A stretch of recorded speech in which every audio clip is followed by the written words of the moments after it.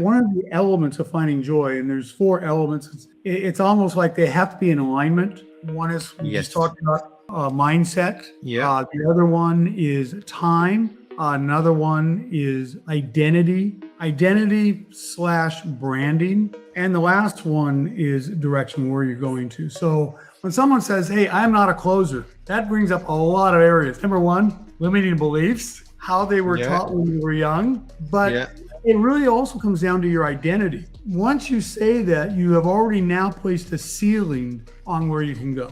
Your identity, when you say, I'm not a closer, I can't do this, you are really reflecting what you feel inside, which means you may be wearing that blue vest in retirement.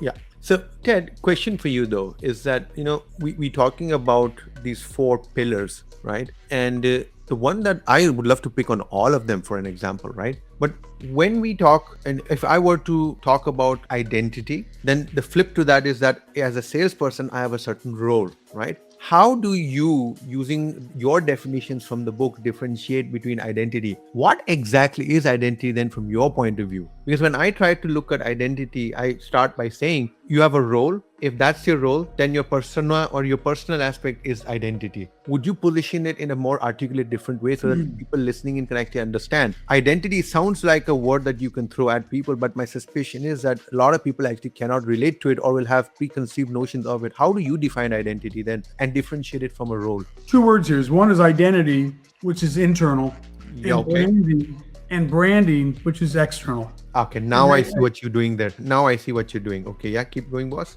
And I need, the branding is your external, well, as what I say in the book is, this is going to sound funny. What box of cornflakes are you?